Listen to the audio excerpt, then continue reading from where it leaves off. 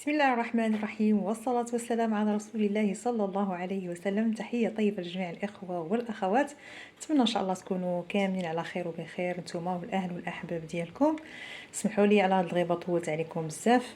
وفيديو ديال اليوم إن شاء الله غيكون على حلوة أولا كيكة ديال الفيريرو روشي اقتصادية. وش نقول لكم البنة ما نقولكمش. ما نبداو الفيديو ان شاء الله حتى نصليو على النبي صلى الله عليه وسلم. وما تنساوش كيف العاده اذكار الصباح والمساء، قراءه الورد القراني ديالكم وكثره الاستغفار. وندوزو ان شاء الله نشوفوا المقادير وطريقه التحضير. بسم الله على بركه الله. غادي نستعمل 4 ديال البيضات. انا عندي هنا البيض صغير، ممكن الا كان البيض كبير تستعملوا غير 3 ديال البيضات كبار.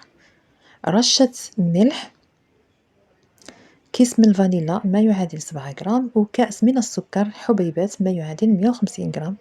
كأس ديال العنبه هنا الكأس اللي استعملت. غنستمر في التطريب ديال البيض حتى غادي يطلع على هذا الشكل هذا، غيولي الابيض. من بعد غادي نضيف كأس ديال المشروب غازي. نتوما اختاروا النوع اللي بغيتو، انا هنا اختاريت النوع اللون ديالو اسود. كنحرك مزيان. من بعد كنضيف كأس من الزيت، كأس ديال العنبه طبيعه الحال الكأس المستعمل. ما تخافوش هاد الزيت راه ما كتجيش باينه، لان داك المشروب الغازي ما كيخليش الزيت كتظهر. من بعد غنستعمل 3 الكيسان ديال العنبه ديال الدقيق. الكيسان نعمرهم غير بالملعقه ما نضغطش عليهم. وزوج ديال الاكياس من الخميره ديال الحلويات ما يعادل 8 غرام في كل كيس، يعني المجموع 16 غرام. غنحرك مزيان. كيف قلت انتبهوا من الدقيق على حسب، كاين النوع اللي كيتشرب وكاين النوع اللي ما كيتشربش السوائل، فانتبهوا لهاد المساله. يعني الخليط خاصو يكون عندكم على هاد الكثافه ديالو. انا في هاد الاثناء الفران راه كيسخن. هنا عندي قالب مستطيل دهنته بالزبده ورشيته بالدقيق. غنصب فيه الخليط ديال الكيك وغادي ندخلو الفران اللي سبق وسخنته حتى غادي تطيب لي الكيكه، ونتلاقاو ان شاء الله. هنا الكيكه من بعد ما طابت انا خدات لي 45 دقيقه في الفرن، كتجي هشيشه ورطبه. غنخليها حتى غادي تبرد مزيان. غنغلفها بالفيلم اليمونطير ونخليها حتى تبرد مزيان، وعاد نقطعها الى شرائح اولا قطع. هنايا عندي هاد القالب اللي كيتحل. جبت غنوضع الطبقه الاولى ديال لاجينواز. من بعد غنسقيها بالمشروب الغازي، ممكن تسقيوها بالقهوه اولا بالحليب. انا هنا فضلت انني نسقيها بالمشروب الغازي. عندي هنايا الكريمه السائله. لا هنا استعملت كريمه سائله محلات، طربتها على شكل شونتيي. بالمناسبه الا ما بغاتش الكريمه تجمع لكم، ممكن تضيفوا معلقه صغيره ديال العصير الحامض، فهي غادي تشد لكم دغيا غادي تجمع. كنوضع طبقه لا باس بها من الكريمه. غنحاول نسوي الوجه جيدا بالملعقه، ممكن تستعملوا سباتول.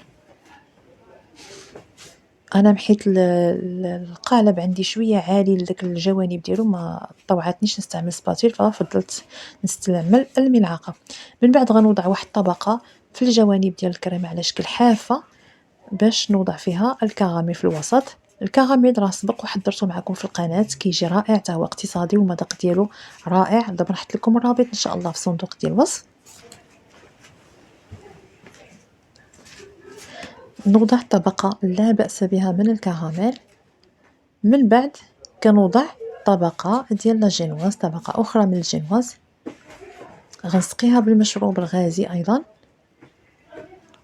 ثم غادي نوضع طبقة من الكريمة، وغنستمر على هذا الشكل هذا. نوضع طبقة من الجينواز، نسقيها بالسيرو، نوضع طبقة من الكريمة، من بعد نوضع طبقة من الكراميل وطبقة من الجينواز أيضا، ونستمر نفس العملية حتى غادي نكمل داك الطبقات ديال الجينواز كاملين والكريمة.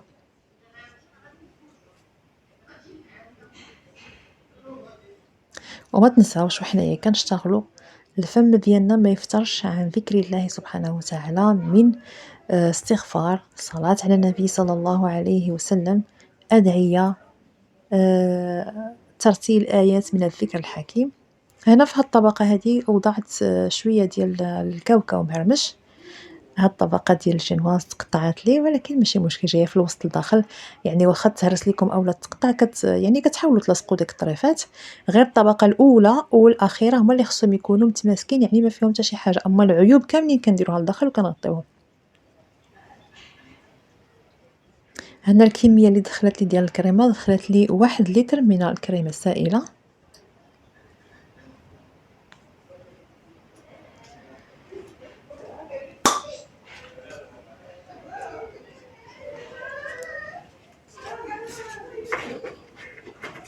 من بعد ما سويت الوجه ديال الكريمة، غادي نوضع الطبقة الأخيرة، غادي نسقيها بالسيرو أولا عفوا نسقيها بالمشروب الغازي حتى هي جيدا، وغنغلف الحلوى ديالي بفيلم أليمونطيغ وغندخلها للمجمد لمدة ساعتين.